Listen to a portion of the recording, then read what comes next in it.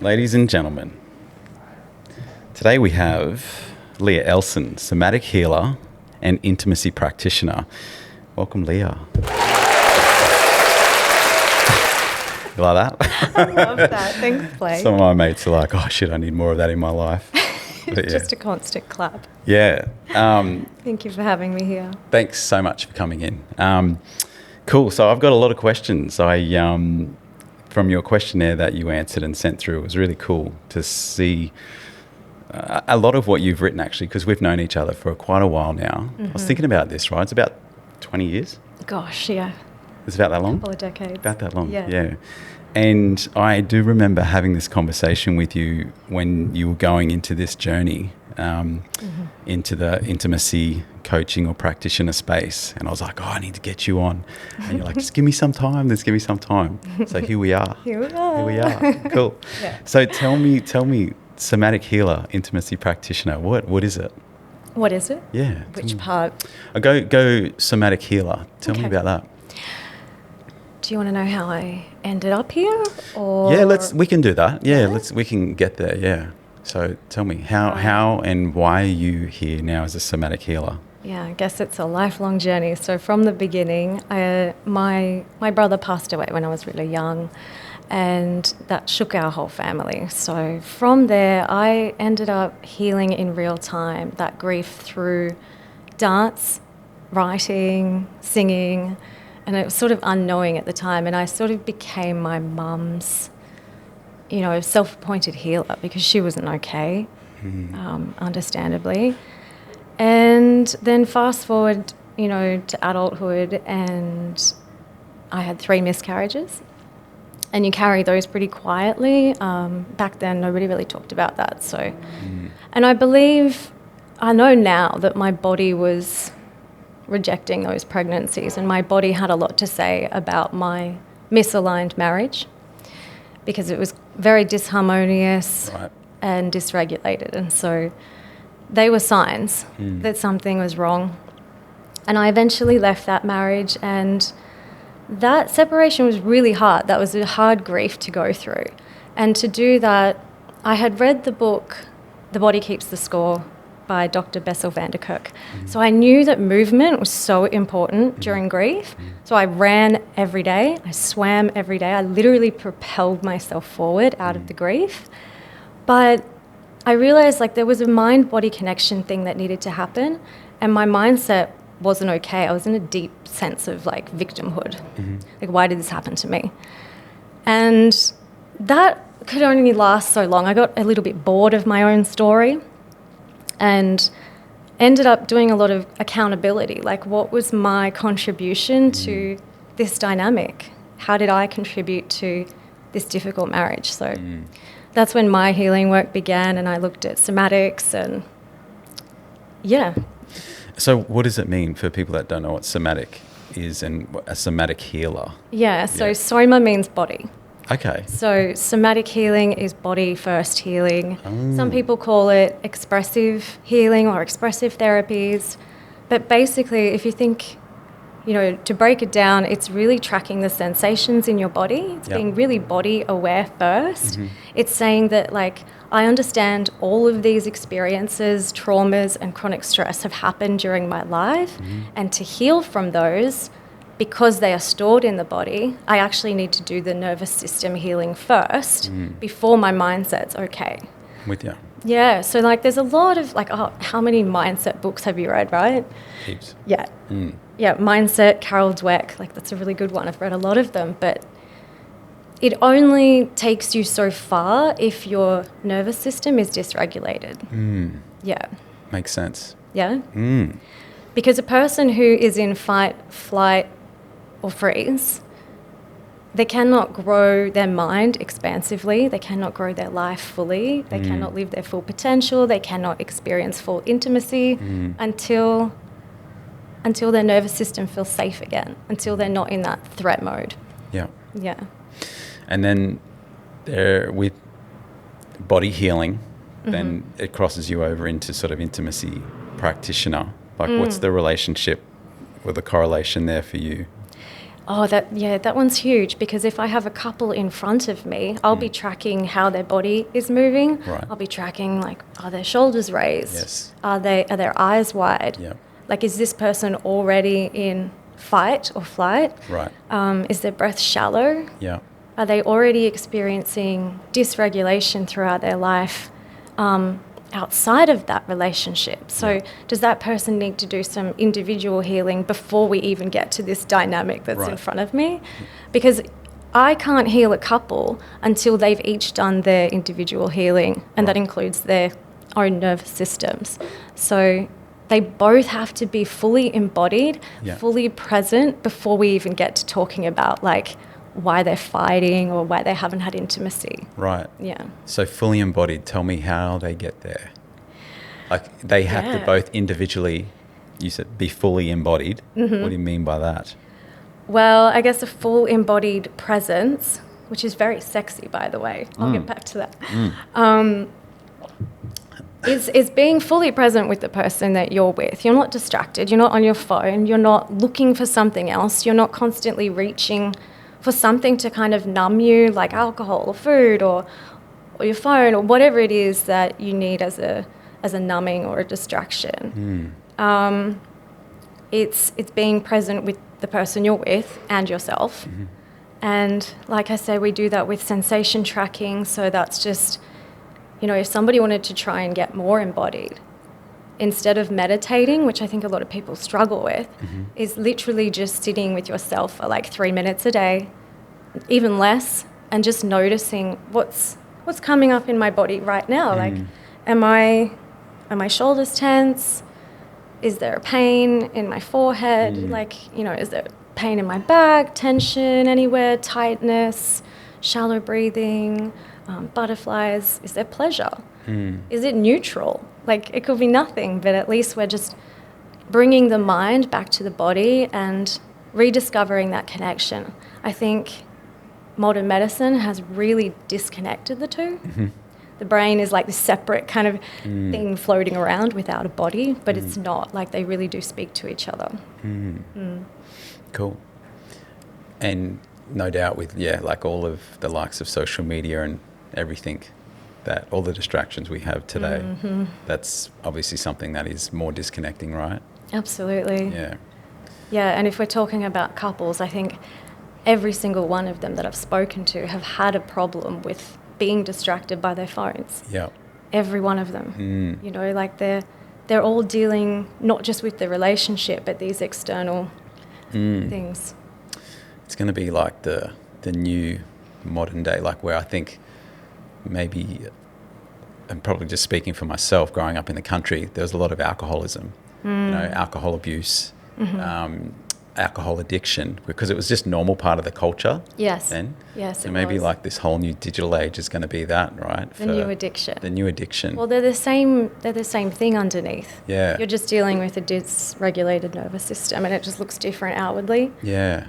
Yeah. You're still reaching for something to distract yourself from the feelings. And I think particularly for men, they find it more difficult to sit with their feelings. And so, whatever it is that they're reaching for is just a different costume. That's what you find? Like, men by nature, it's more difficult for them to sit with their feelings? Yeah. Yeah? Absolutely, and I think you'll find that the statistics will back that. So when a woman is in heartbreak, she's more likely to go seek therapy. Right. So I think 41% of women will seek therapy from grief or heartbreak. And I think it's 30-something with men. And that doesn't mean that women just want to talk about it over and over, but it just means that eventually men end up feeling it long term. And that's why the suicide rates for men are 4 times higher than women. So it's something that people don't talk about. I think it's roughly 12 men suicide a day across the world. Yeah. I'm not sure if that's right, but if it is, it's too many. I think I heard you say, I read that men, like emotional intelligence with men, and I guess that's where we're in light of that now, talking about that. But So, and just with your experience now doing what you're doing, I can empathise with that though, like being a guy and not just wanting to talk about, my problems all the time. It's like, I feel like, so it is, there are statistics on it, and you feel like that is like an issue with men trying to be more embodied. Is that?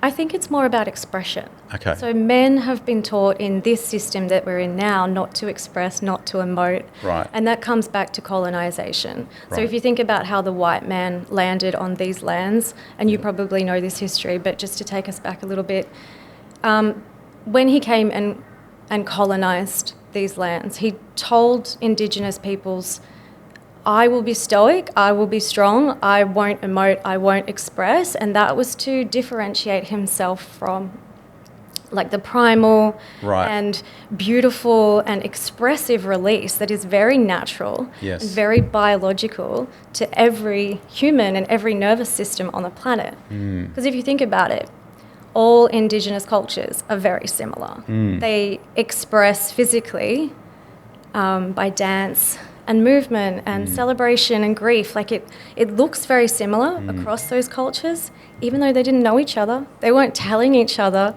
hey, let's dance in circles, but they did it anyway. Yeah, that's true, actually. Song and dance.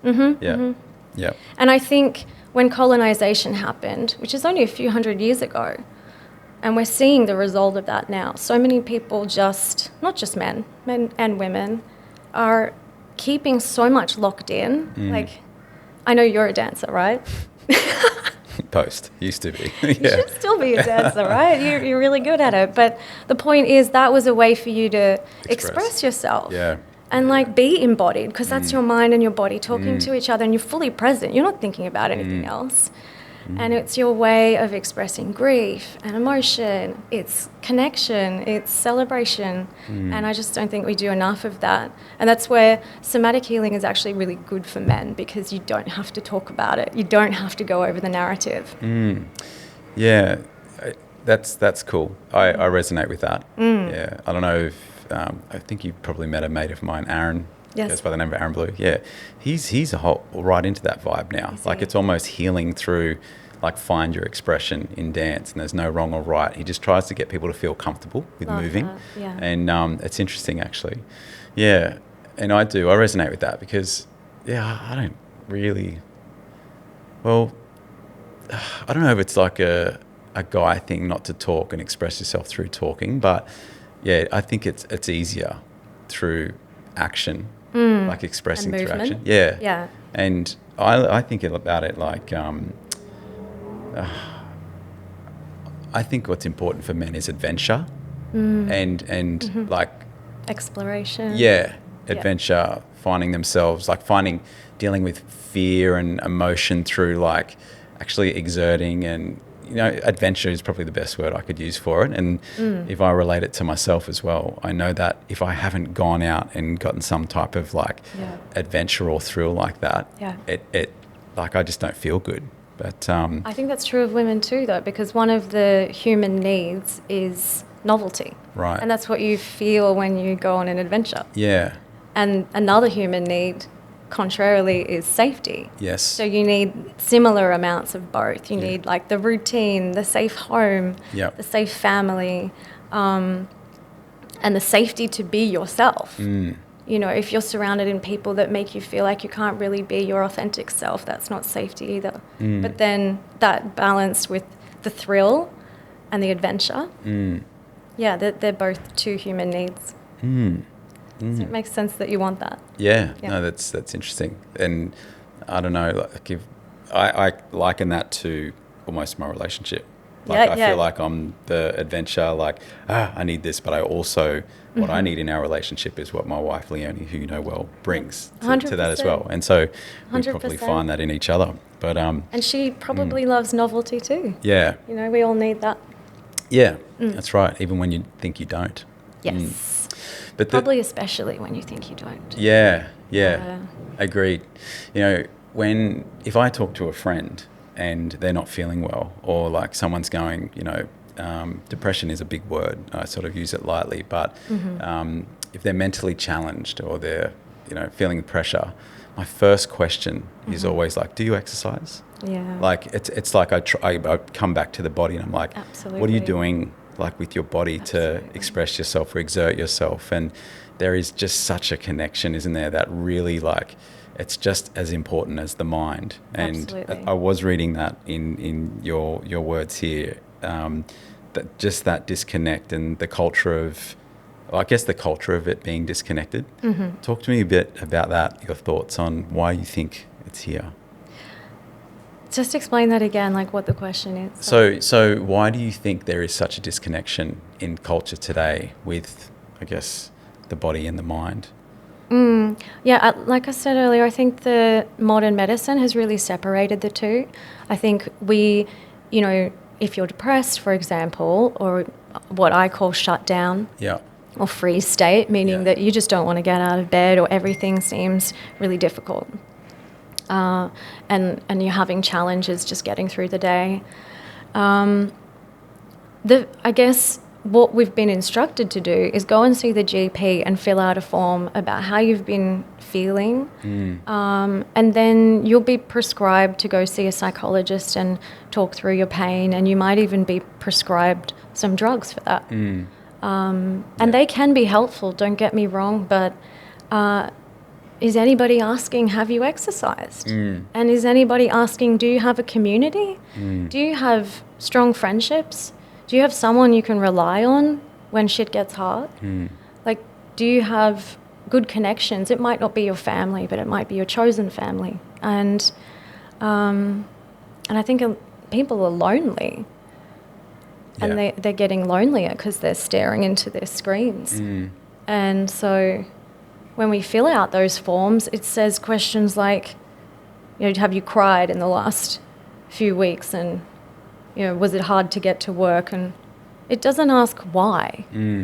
Yeah. It doesn't ask, are you moving? Do you spend time in nature? And do you have community? Yeah. What's your thoughts on AI and what that's doing now? What are your thoughts on AI? Yeah, so I've got a background in marketing, so I use AI and I've used it a lot. So I'm not against it. But I'm also very human first. Yep.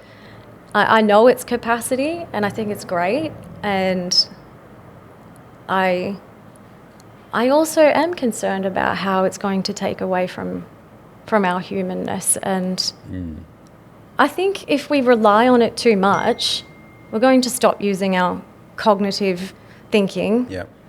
And we're going to get stupid. Yeah, it's going to atrophy and, it's like remembering phone numbers. Yeah, oh gosh, I don't know any. Yeah, that's right.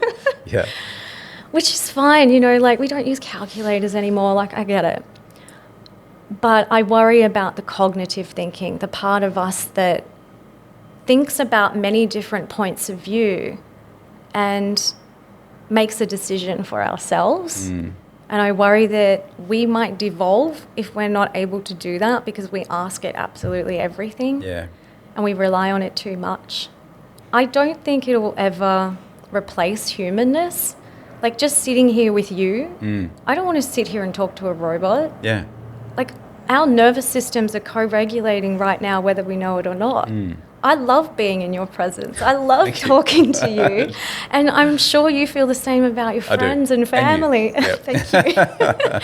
And you don't want to replace that with a robot. That's right. And we don't want to replace things like this podcast with, and you would have seen, how many have you seen, those fake podcasts with fake... Yeah. But you can tell straight away. Yeah. And they're really good. Yep. But gosh, it feels off. There's just no substance. Or it's empty. Yeah. Yeah. And people are, being in the marketing space as well, people are becoming more critical and they're sharper now. Like they're seeing through it. You're automatically going, someone sent me that email. It's ChatGPT. Words are losing value because if someone sends you something long, you're sort of like going, does it look like ChatGPT? Where's the M dash? Yeah, that's right. Does it say, and honestly? Yeah, that's a good one. My thing with it and having kids is as just atrophy, right? And I've been listening and getting into like my whole vibe of late, and I love it, is the whole telepathy side of things, right? And where we've had this sense, supposedly, and it has atrophied, and or we don't know how to consciously just tap into it when we need it. Maybe we do, maybe we don't. But my fear with it is, like, because now how I'm using AI, like I'll talk to it and it becomes this voice and it's this genius in your pocket. And so my fear with it is like my kid's not finding that inner voice in them where they can sit in silence and just go, how do I feel? Or what do I really think about that? And then they hear that voice and it's like, oh, as opposed to going, hey, and they don't develop that muscle of their own voice. Do you know what I mean? It's like, or the trust for their own voice. Yeah. That's something that I think about with it. That is concerning. And we don't know yet, but will phones even exist in 10 years? Or will this just be some sort of chip or some sort of wearable? Yeah. And you won't even be looking at it. You'll be thinking it and talking to it. Yeah. And it's all audio. I don't know. We don't know what it holds, but... Bring back the Nokia 5110, I say. The snake game. Yeah, that's right. Yeah. That's right. Yeah. I guess all we can do is teach them to be embodied now. Give them a break from screens and keep them coming back to nature. Yeah. I know your kids love nature. Nature. I do too. Like, that's something that I probably never knew and really recognise now how important that is. And the more people I sort of listen to in like mentors and things that are mentors of mine, you sort of get behind it, and they are quite spiritual. A lot of them all sort of talk about nature in a specific way, and I do think it's so important. Yeah. It's yeah. Well, we are nature. Yeah. So of course we're connected to it. We're Exactly. made from it. Like, if you take our history way back, you know, our evolution started from jellyfish. Yeah. Right? Yeah. Shit. 0 to 100. Let's Leah. go way back. Yeah. But we're nature. Like, Yeah. that's how it all began. So we can't pretend that it doesn't make us feel good. The vibration when you go outside and hang around some trees, like, you automatically raise your frequency. Yeah. Yeah. And even like the Indigenous culture, which is part of my heritage, that I love. I love, like, that they recognize that connection. And like, if you're out in the bush somewhere and it's just like, oh, we're going this way and birds fly, it's like, oh, let's go this way now. And it's like, it's almost talking to them. Yes. And they're listening. They're listening. They're Yeah. so attuned. One of my great uncle, he's passed now, was my nan's brother. He was a writer, and his stories. He was one of the oldest Aboriginal elders in Australia. I think he died at about 96 or 97. And but he was writing once, and he was telling this story how he was out in country. I don't know, it would have been somewhere far west New South Wales. Dirt is red as ever. It's like you're on Mars out there. But he was writing, and he told the story of he never got to grieve his younger brother. His younger brother passed away when he was like a small child from, I think it was asthma back then, and they just didn't know how to treat things. And he was told to ring the church bell, and he couldn't come in to the open coffin and actually see him and grieve him. And when he was writing about it, he just said, as an old man, all this emotion started pouring out of him, and he just had no one. He was away, wherever he was, his writer's haven, on his own. And he just felt so useless and hopeless or whatever. And he just walked outside, and he just saw this tree, like, in the distance. He said a couple of kilometres, and he just walked to this tree, just sobbing. And he just went up to the tree, and he just like hugged this tree. And I was just like, oh my God. And he just hugged and sobbed this tree. But then he just felt like it just like completely took it from him, and he was healed. Yes. And he was just like, Yes. oh my God. And then That's I was like, fucking what an awesome story. I was love like, that that's story so cool. Yeah. so much. Yeah. And these are the things that we don't learn in school, like how to heal in real time. And writing is obviously a massive part of my life. And when I'm working with people, we write. I get them to just write without thinking. Yeah. Like, let it out. No one's going to read it. No one's judging you. Rip it up. Set fire to it. Write a letter to someone. Write a letter to yourself. But get it out. Like, get those words out and then forget about it, and it's done. And I know for me as well, with the nature, when I'm struggling or when I feel really disconnected from myself or dysregulated, I go lie on the sand on the beach. Oh, yeah.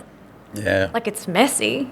Yeah. It's gross. It's all in my head, but I'm like, Mother Earth, here, take it. Yeah. Please take my problems. Yeah. And she does. Yeah. And, you know, people go like, oh, you're such a hippie. And I've been called that my whole life, but this is so primal. Yeah. This is just biology. Yeah.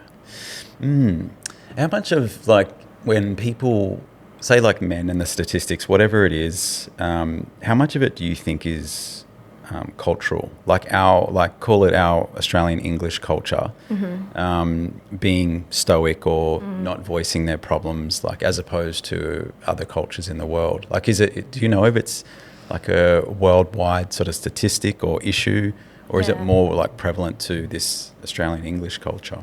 I think it is more prevalent in Western culture, like America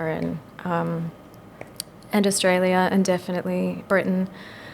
You know, who were our colonisers. Yep. So, speaking of connection or disconnection to nature, when colonisation happened here and the church brought a literal church and built 4 walls with wood from the forest, that automatically disconnected us from God and nature, which is one and the same, and told people to connect with God, you need to go inside. Yep.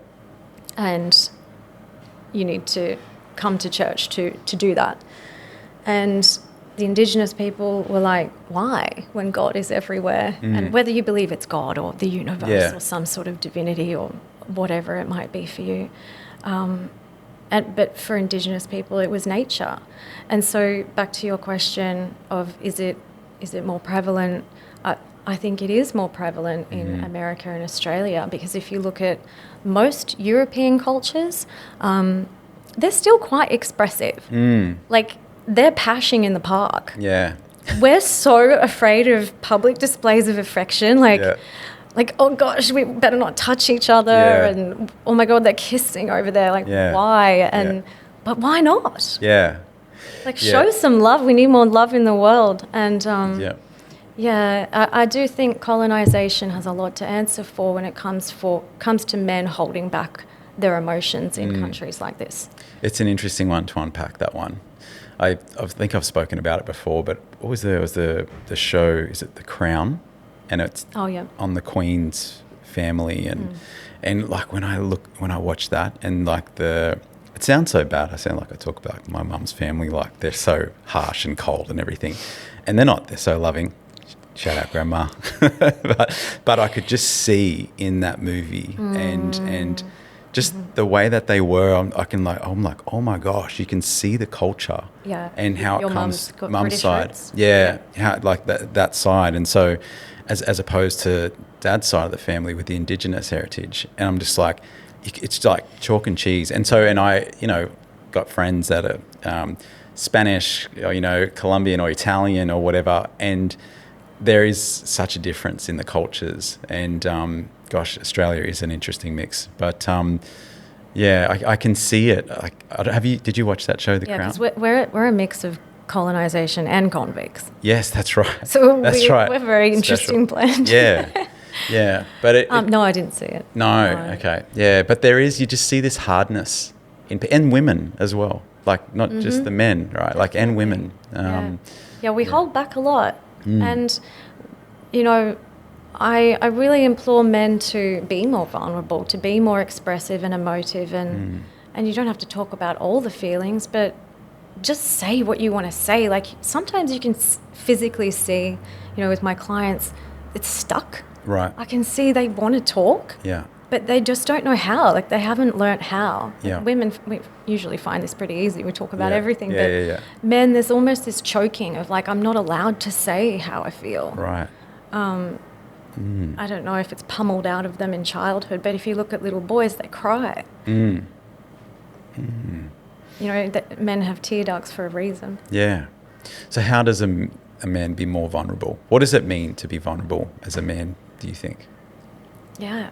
I think it means, well, first of all, actually knowing how he feels. Mm-hmm. And I guess that starts with tapping into his body sensations if he doesn't actually know how to put words to that. Mm-hmm. So a lot of men I talk to, they can't express how they feel. They just know something's wrong, like I'm struggling. Like, you know, so I just say to them, well, what's your body saying? Let's start there. And it just takes practice. So start small. Like, you don't have to divulge everything. You don't have to go through your whole life trauma with your partner. But it just starts by voicing something like thank you to your partner. Like, thank you for all you do. Just something small. Or, you know, thanks for making me a coffee this morning. Or just telling your mates, you know, I really appreciate our friendship. Does that feel hard to say? Are you asking me? Yeah, like, would that be awkward? No. Not at all. Not at all. Yeah, I got mates, like bros, that we get off the phone, like, as every time we get off the phone, love you, bro. Like, so I love that. yeah, it's like not with every one of them, but it's okay to say that. yeah, it's okay to say that. Yeah. It's okay to say that. Yeah. Could you expand on that? Like, why you love him? Do you ever say, like, I'm grateful for the time we have together? Like, or does that just feel like too much? No, do you know, actually, it's funny you bring this up. So a good mate of mine, I was just thinking about him yesterday, and I've grown up with him, little Kevy. Shout out, Kevy. I know Kevy. Oh, you'll get this now, mate. I didn't send you the text. I should have yesterday. But I was just thinking about him, like, I should send him a text that I just really value his friendship and his brotherhood, and, you know, just something nice to send him. Yeah, Please do. Voice noted. Yeah, I will. Better. I will. I Bonus send it to him. points. Yeah. I send it to him. He's just such a solid dude and brother, and, like, anyhow. But yeah, no. And maybe, you know, if you want to take it a step further with the bros, be vulnerable when things are hard too. I'm sure you are, but, you know, I implore other men who are listening to be vulnerable about, like, fuck, work's been hard lately, or shit, my relationship's just going down. Yeah. You know, I'm spiraling about this thing and I just can't get a handle on it, or I haven't been to the gym and I can't remember when and I don't know what's wrong with me, or just, like, be honest, or, like, I've noticed that every night I'm grabbing a drink. Yeah. And I don't want that to turn into something. Yep. Can you help me? Yeah. You know, like, just call on your bros, but someone has to go first. Yeah. And I really encourage them to do that, because if they don't go first, you're not giving your friends permission to do the same. And I kind of I see men a lot sort of change, and it's fine, but they change their disposition. It's a bit different. Posture. Yeah, the whole thing changes. The physical changes. The voice gets deeper with men, and they aren't as expressive. And that's fine, because you can be more expressive with women, and I love that. But I do encourage them to just open up, like, tell them the hard stuff. And that will allow them to do the same. And I come back to those suicide rates. This is important. Yeah. Yeah. I think, though, it's you touched on it before, like, your environment, and do you have those people, like, around you, like, because as you're talking, I'm thinking, gosh, do I do that? And I do posture with, like, particular people, because I just don't want to share that stuff with them, but I do have super important people that I can just level with straight away. Yeah. And but maybe people don't have that. Yeah. Yeah, which would be tough then, because if you were always just conforming, or, you know, just had this front on about everything, that would be tough. For sure. So, yeah. No, and you only need a handful. Like, you don't need to tell 15 people everything that's going on. Like, as long as you have a handful, of course, that's great. And it encourages them, like I say, to do the same. But yeah, it is hard for the man who doesn't have those friendships. What about women? Like, I think we just presume that all women just love to talk and just, you know, just vent, you know, but maybe surely not all of them do, right? And yeah, of course not. Yeah. So, like, what about women? Like, yeah, it's the same. Like, we have very similar minds and very similar nervous systems. I know everyone thinks we're quite different, but I just think about my clients in front of me, and I see the same thing. Like, they'll get stuck in the throat. They'll have the same body language that's stuck and stoic, and feel like they can't express as well. And that's why they come to see me, because, talk therapy hasn't worked and all the books in the world haven't worked, and somatic healing seems to be like a last resort. Yeah. Do you get much into like feminine and masculine energy? Yeah, I'm not an expert on it, but I do. Have we spoken about this before? I don't think so. No? Okay. But I appreciate it, and I get it. Yeah. Yeah. What do you know about it? What do I know about it? Gosh, I went on a crazy journey with it. I love all relationship talk, like intimacy relationship talk. Yeah. I think it's I just think it's fascinating. And I think when I was maybe 21, I did it's a Tony Robbins seminar called Date with Destiny. Mm-hmm. I don't know if you... Yeah, I've heard of it. Yeah, you've heard of it? Yeah. Yeah. And gosh, I got so much value out of that. And he goes into, back then anyhow, that's a long time ago, but I think the bones of it are all still there. And so the people he pulled from, have you heard of David Dieter? No. He's a cool one to look into. David Dieter, there's like the Dr. John Gray, but there's the Men Are From Mars, Women Are From Venus, all of that stuff. But he does a lot of cool work helping people identify certain energies within themselves with masculine and feminine. Yeah. And a lot of people get it confused where male and female. Yep. But it's like, no, you're both of those energies. Yes. You probably sit by nature more comfortably in one. Yep. And or maybe you're acting or putting on this front in this other one, but where by nature you probably should sit back here more. Yeah. And and it's, oh gosh, yeah. So that's sort of my. And I think we're fluid, like it can change. And it also changes with who you're with. Exactly. Yeah. Exactly. Because there's the polarity. Yes. It always sort of brings out the other. There's always a balance. And so wherever you are, the other is the opposite or should be. Or if there's a clash, it's because there's no polarity. Mm-hmm. And it's the yin and the yang. They have to fit together. Exactly that. Yeah. Exactly. But then it goes into like when you look at like your past and your parents' past, and if your mum, if you're a single parent that had to wear both energies, right. And so you've learnt from feminine by nature, masculinity, when by nature that wasn't her strength, and it goes quite deep into that. But she had to, and maybe she was also in survival mode. Exactly, and it's fascinating. And so anyhow, so I went right down into that, like a long time ago. But I took a lot from it, and it's interesting to me. So, and you sit in your masculine mostly. Well, do I sit? Would you say? I think so. Yeah. I'm more comfortable in that with me, and I think I've changed a lot. Like when probably we first met, and even look at dancing as a result of this, right? Don't judge me here. Never. No. But I look at. There was like a point in time where, I'll see. Yeah, there was a point in time where I enjoyed being the center of attention. But then that quickly changed, actually, probably around the time I met Leonie. Right. I really didn't like it. Right. I like to... Step back. I was very comfortable being up the back of the crowd, and I didn't want... and that's sort of almost when I stopped dancing. I just didn't want that attention. I think that sort of ties in with performance. Probably. So maybe there was a part of you that loved performing because you wanted to be seen. Yeah. And maybe loved. Yeah. Yeah.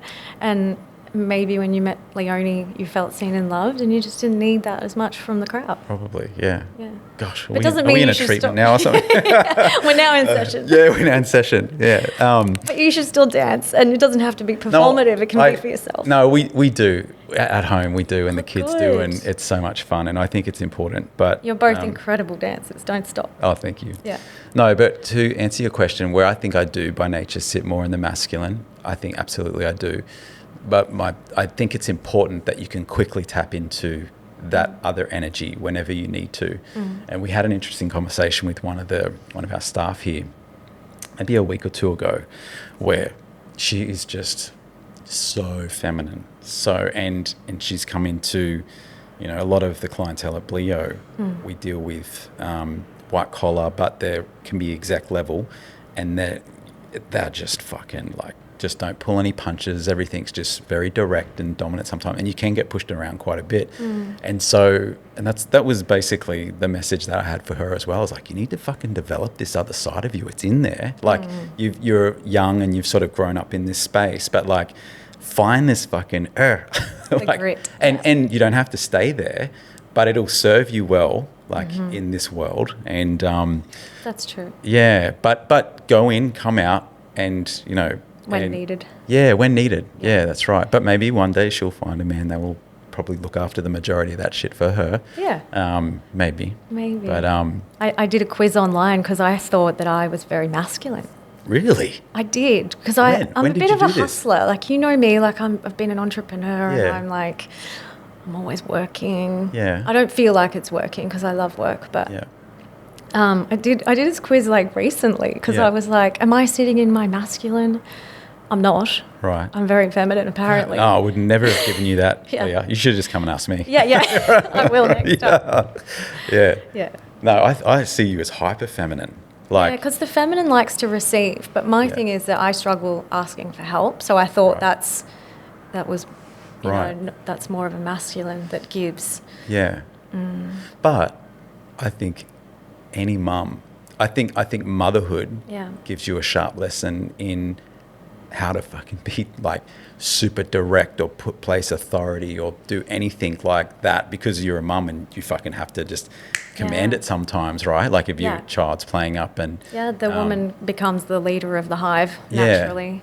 yeah, If you look at all animal systems, it's usually the matriarch running it. absolutely. Yeah. Yeah. So it's like, it's, and even as we start talking about it now, it's like, it's this and that. It's not, they're together, but they're just like these traits. Yeah. And that's my understanding anyhow and belief. But Yeah, and I think it's beautiful. And I think I would love to see more conversations like this, really, where we encourage men and women to rise together. Because I don't know if you've noticed, but there's this narrative online that really pit them against each other.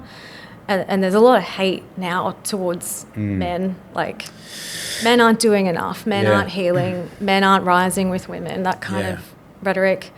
And I just, instead of slamming them for that, I just encourage them to continue doing the work, continue showing up for themselves, continue exercising and dancing and speaking vulnerably instead of shutting down. And, I just think, don't slam people for doing it wrong. Instead, inspire by doing how you think that they should do it, and then they will meet you. They will rise to you. What do you think about like a lot of, I mean, I'm generalizing, but when I say feminine movements, like what do you think about when I say that actually? Like, I get it. Yeah. I think I get it because I think a lot of women are angry. Yeah. And there's a few things to be angry about. The way women's bodies have been treated. That's something that women are really angry about. They're also, I think they're more angry towards media and marketing and the way that has controlled them and how consumerism has told them to be a certain way. Yeah. And that's not necessarily men. And they might be angry at the patriarchy and the system, but that's not men. Like, men, the men now didn't intentionally design that. Exactly. And they are also suffering from it because they can't express how they feel. So it's an interesting kind of culture that we're in. And again, I just encourage people to show love more than hate because I just think hate gets us nowhere. Like, where are we going to go from there if we're so angry at men? I mean, look, there's a case for rage because anger creates change. And it has in the past. I mean, look at like gay marriage rights, racial rights, like all of these things happen because somebody got angry and stood up and said, this isn't okay. And so I get the rage, but I think it has to come with some sort of action, not just be this sort of online kind of puddle of dirt that we get stuck in. I agree with you. Action is the word there. Like, I listen, well, the people that I follow, anyone that has like a strong opinion about anything, it's sort of almost like it just came up now, like with what you were saying with victimhood. Like, I feel like there's a certain point in time where it's like, yeah, okay, you can only just keep talking about the same shit over and over again before you do something. Like, what are you actually doing? Yes. Right. And yeah. And when it comes to healing, I talk about that like the washing machine. Right. Because you're just going over and over and over, and you probably have a friend or you know someone that goes over their trauma or talks about how their life is chronically stressful or talks about how they can't stand their relationship or their boss or something. Yeah. And something happened to them in childhood and they're going over it, or they're also resentful towards someone. I can't believe they did this. And you've heard the story. And they're probably sick of telling it, surely. And I think that's where people get stuck in talk therapy. Yeah. I've met quite a lot of people who went to a psychologist or a therapist and they're like, I just didn't get anywhere. I felt like I was just talking about it every single week and then what? Yeah. Like, and now what? And yes, of course, they'll give you amazing advice on how to handle things daily or give you solutions, you would hope. But again, if we're not sort of healing at a nervous system level, it's really hard to expand and grow. Yeah.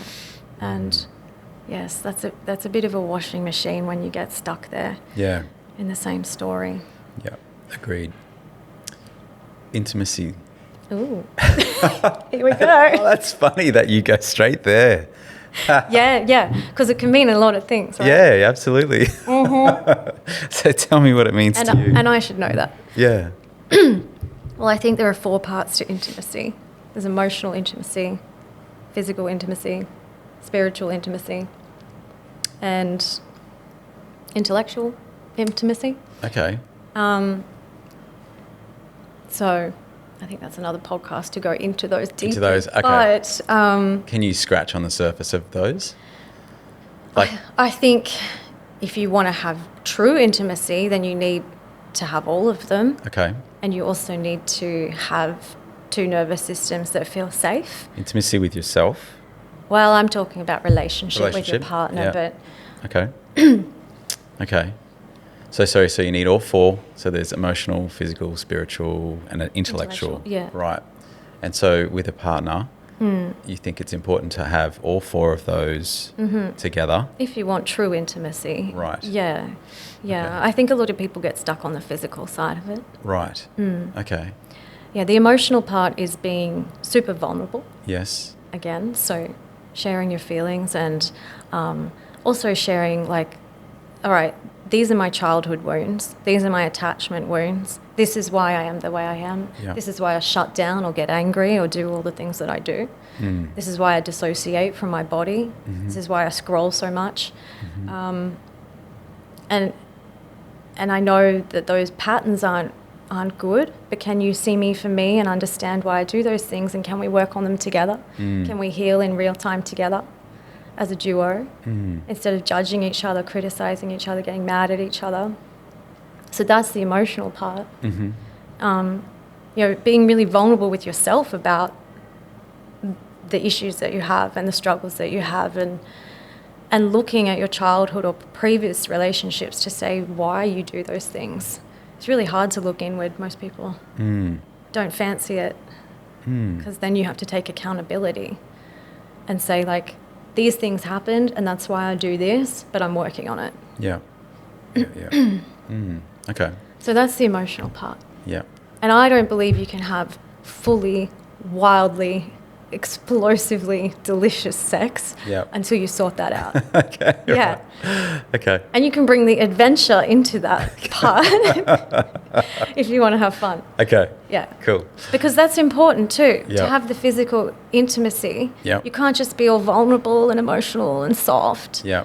And know each other and know all your wounds. You also need the excitement. Yeah. Also need the adventure. Yes. The thrill. And I don't just mean like adult toys and lingerie. Like, they're nice, but I mean like the thrill of being fully embodied. And that I did mention that earlier, that deep embodiment was very sexy. And it is when somebody's really present in the bedroom or wherever. Yeah. It is sexy because you feel seen. Yeah. Right? Yeah. But that's only if you want to feel seen. Some people struggle with that. I mean, actually, it's being seen. Well, yeah, or literally. like too, both. Yeah. Like emotionally and physically. Yeah. Some people are, I mean, a lot of the people that I see really struggle with being seen physically. Yeah. Because they have body concerns. Yeah. And that goes back to the media and marketing stuff. Yeah. Yeah. Well, what about spiritual intimacy? What is that? I think it's having an understanding between you of what you both believe in, whatever that might be. Right. Oh, yeah, yeah, and not judging each other if it is different. There are just so many different beliefs spiritually. Yeah. But like if your God is nature, it's nice to know that your partner understands that. Yeah. Yeah. Yeah. I hear you on that.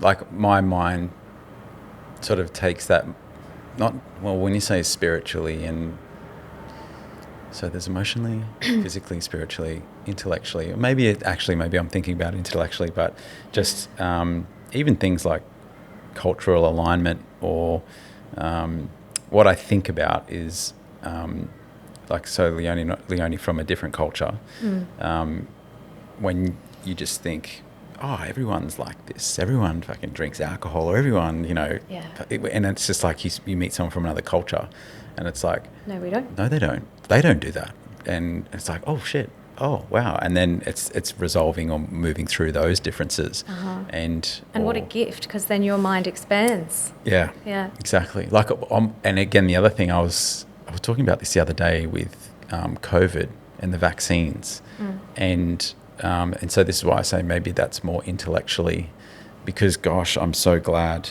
that, again, my wife, we had the same values and beliefs about what was right for our children. And gosh, I could imagine, and I saw it actually with friends where they had opposing, and I feel like when it is just tricky. Yourself, you can compromise, because all right, yeah, you want to get it, you go get it. You don't want to do it, you don't do it. That's but right. Then you have a child together. We both need to agree. It's like what's wrong and right, and and it's a big one, hey. So is that spiritual? Like, well, I guess maybe I'm taking that somewhere else, because we're talking about intimacy, but no, it all feeds into the same thing. But I think that's I mean, maybe it's intellectual and emotional. Yeah, as well. Yeah. But it's all of them, isn't it? 'Cause it's spiritual, it's your beliefs. It's your values. It's, your virtues, values. Aligned values is very important in a relationship. Yeah, 100%. Yeah. Okay. And then intellectual, what is intellectual? Is that sort of that? It is? Yeah, it is. It's sort values, of like... Values, beliefs. Well, I think it's important if you're in Christian and you've got, relationship. Muslim, geez, that would be challenging. Well, that's spiritual. For sure, that's spiritual. That's spiritual, yeah. And that's something that I think people have to work through, but it's tricky. And that comes back to values, doesn't it? I guess with intellectual, I think it's really important. I see this with long-term couples. They sort of get into a pattern where they only talk about logistics, children. That's it. Yeah. And so the conversation is boring. They think they know each other. Like, oh, I've been with you for 20 years. Like, I don't have anything to learn about you. Yeah. You don't know each other yet. There's always more to learn. Yeah. Tell stories about your childhood. Have you told Leonie about the man with the tree? Yeah. Okay, so she knows that. I think she's sick of all my fucking stories. That's what you think, right? But yeah. Yeah. Okay, so to combat that, what do? You learn something new, and you're constantly learning, and so then you're coming to each other with, I read this book. I mean, I know you two do this, but for others who are like totally bored of their partner, learn something new. Yeah. Constantly be challenging each other, like go to galleries or museums and learn together and try new things together, the adventure together. Yeah. And then talk about it and go see documentaries or interesting movies and then talk about it. Yeah. Read the same book after each other and then talk about it. There's so much to talk about. I think it gets really boring if we're just talking about logistics or gossip. My partner and I intentionally pull each other up if we get too far into gossip. Gossip? What do you mean by gossip? So it's fine to talk about other people, I think, because then you sort of relate to each other, like as in they did that and that doesn't align with our beliefs, okay? That's sort of how we're navigating that conversation, and that's why we're talking about that person. But when it gets like a bit surface level, a bit judgy, right, it's like junk food, you know. You feel a bit shit afterwards. Like, don't indulge in it. Why did I feel crap that we talked about that person that way? And like, we're only doing that because we don't have a full sense of self. We don't have a full sense of like we're learning something new to talk about. So we do pull each other up if it gets into that like low frequency conversation. Yeah.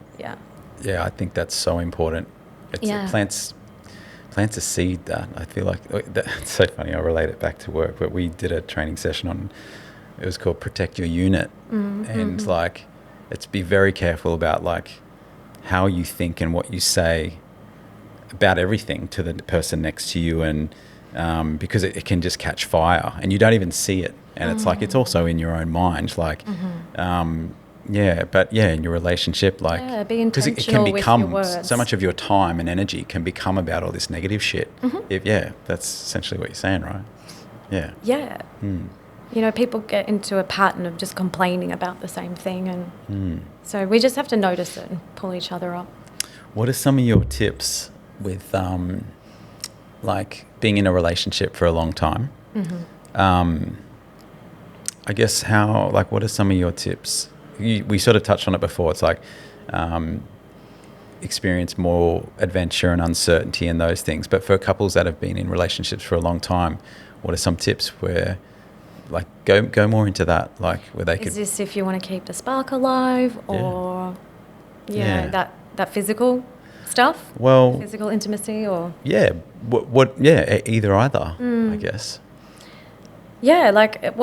Like I said, it's about continually learning and bringing exciting new conversation to the table, not just the drudgery of logistics and the children, which is great, but something new, and having that novelty experience together, the adventure together, intentionally planning those adventures, intentionally planning time together. I mean, I wouldn't necessarily prescribe date night to a couple who is deeply dysregulated. I was going to ask That's you, a big on different date story. nights, but date night's important, but it doesn't work if both people are dysregulated or are still deeply affected by a past trauma or chronically stressed. Because then you just have two people sitting across from each other at dinner, seething or hating each other. And a psychologist that says you need more date nights when there is so much work to do is kind of futile. I hear you. But it works for two people who fundamentally feel safe and have shared values already. Okay. Cool. But to keep the spark alive, it is definitely about like if you have two people that haven't touched each other in a really long time, then I'm working with their nervous system. Okay. Because one of them feels unsafe for whatever reason, usually a past trauma, or one of them has deep body shame. So they need to work on that individually before we reconnect. Interesting. But yeah, you have to be intentional with your time. So if you are two regulated people in this busy life, it is about actually scheduling that intimacy in. Like put it in the calendar, make it a priority. We make work a priority. We make everything a priority. Everything's calendarized. So true. And then we don't calendarize our relationship. Why? You know, and we write mission statements for our businesses. We have no intentions for our relationship, and it's the most important thing. We brought that up. I was at a dinner table chat. It was like, what do you think our family values should be? And you know, talking about that, nice. It is interesting, and I love it. Write it on the wall like you would if it was a business, right? So. And you can see the importance of that, like I can in here, when there is no clarity around that direction, and then it's like, but fuck, like my family, what do they think of this and what is it, and it's interesting. That's probably another podcast right there. Yeah. But I can tell you what your family values are. You can tell me what mine are? I think so. Yeah, tell me what you think they are. Like family itself. Yeah. Definitely. Yeah. That's quality time, nature. Yeah. Fun. Yeah, that's the movement. Yeah. What am I missing? Honesty. Yeah. Yeah, but all of those, like, there's so many, right? Yeah. But I think, that's definitely one of mine. Like, that's probably my number one. Yes. And our companies. Yep. Yeah. I just think that's where it starts. Oh, absolutely. When I first started dating my partner, one of the first questions I said, what are your values? Right. You know, I get straight into it. Yeah. I don't want to date you if we have different values. Like, what's the point? Yeah. And one of his was honesty as well. And right. Yeah. Okay. That's really important to me. Oh, I was thinking of something else I was going to ask you there before, Leah. And we just went on another tangent. We've covered a lot. We did. How are we going? I think we were talking about rekindling the spark, or... Oh, I was going to say, when date nights, I was like, we tried date nights, and I was just like, fuck, I'm so tired at night. Oh, night. No, date day is okay. Date day. Date like breakfast. Anyone who's listening, date night doesn't mean only date night. Yes. No, of course. Yeah, date morning and day for me, fuck, is just, that's where... That's good to point out. I don't have any energy after 2 p.m. Fuck, you have a It's fucking over. drink at night. You just...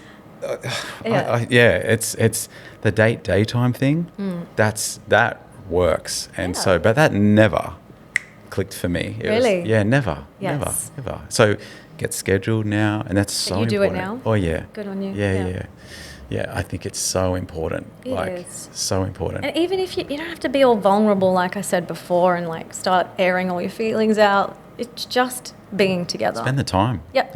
Yeah. Just sit down and. It's being present and being like, all right, we're not doing phones. Yeah. For this hour or whatever allocated time. Yeah. We're doing this. Yeah. We're present, and even if we're not staring at each other, we're noticing the waves. We're noticing the trees. Yeah. We're listening to the birds. Like we're here. Yeah. Yeah. I'm going to check. I wrote 2. I want to just make sure that I've asked you the questions I wanted to ask you. We probably have.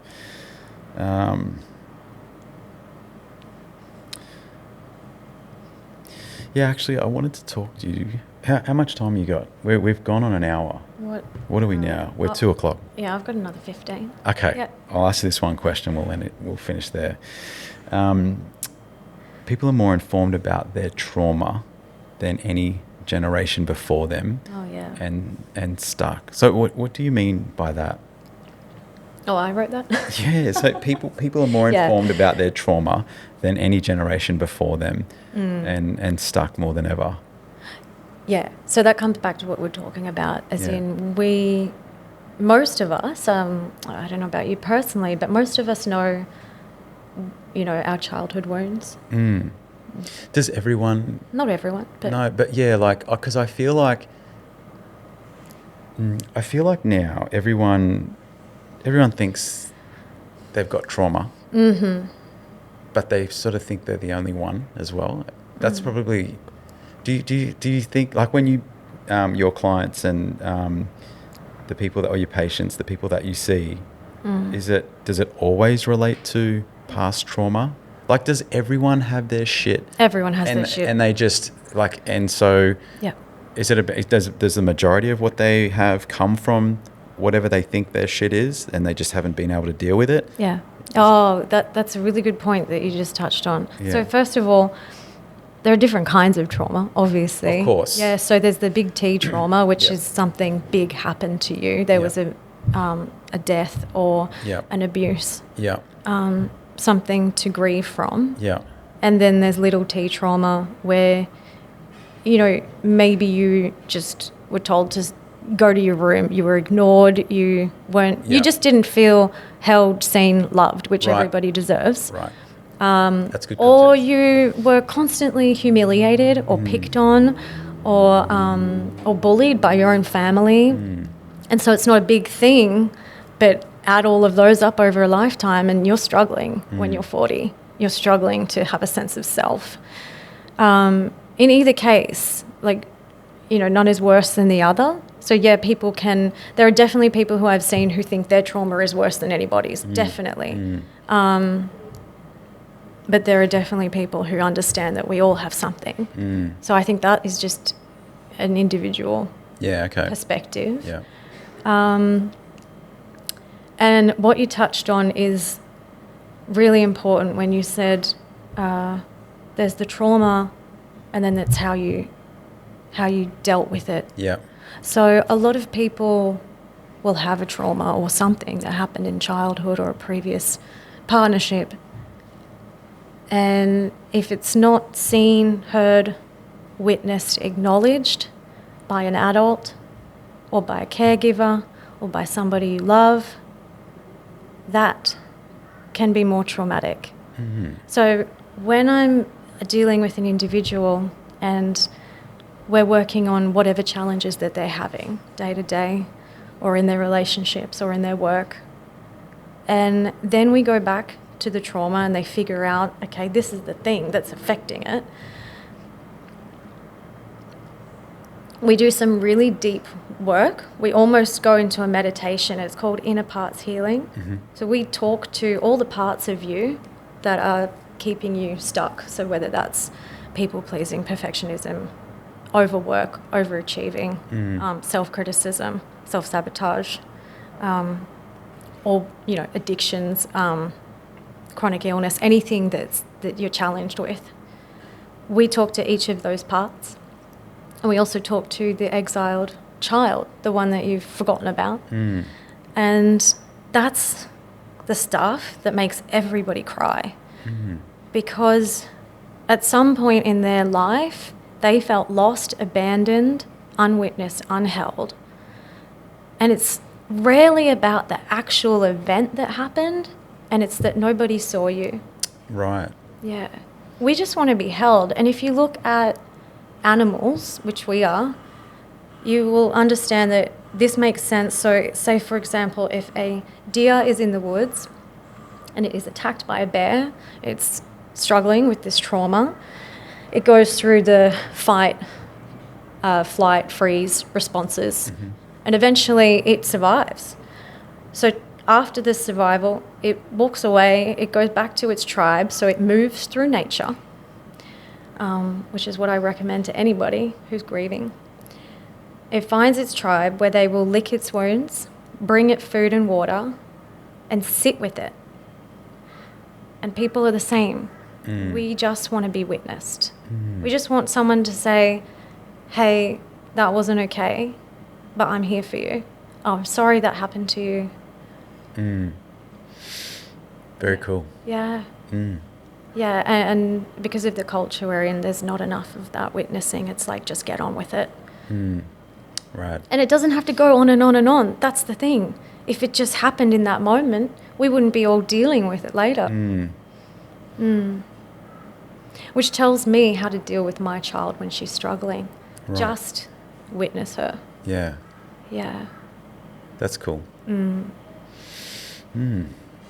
What's a message like? I want this one last question for you. I'm sort of big now. I think probably since being 40, I see life as it's more finite. And I think it was probably one of the reasons I actually even started this. I thought, fuck, if I was gone next week for whatever reason, what would my kids really know of me? Yeah. And so what legacy becomes important. Yeah. But what imparting message do you have, like, for anyone listening to this podcast? Like, what's something that's important to you? What's your message that you could give them? I have so many, but I think I just implore people to do the inner work, to look at themselves and their patterns. And I know it's hard, but on the other side of that, you will have a deeply connected, beautiful and full life. And the inner work and the inner accountability piece, that's the hard bit. But while you're doing that, stay in nature, keep moving your body, and get connected, like find a community that you can trust. Because with those 4 things, community, nature, movement, and doing the inner work, life gets exponentially better. Cool. Yeah. Thanks for coming on, Leah. Thank you. We'll catch up. We'll do this again another time. I love this. Yeah. Let's go deep. Let's go. Yeah, cool. All right. Thanks, guys. Thanks for tuning in. We'll see you next time.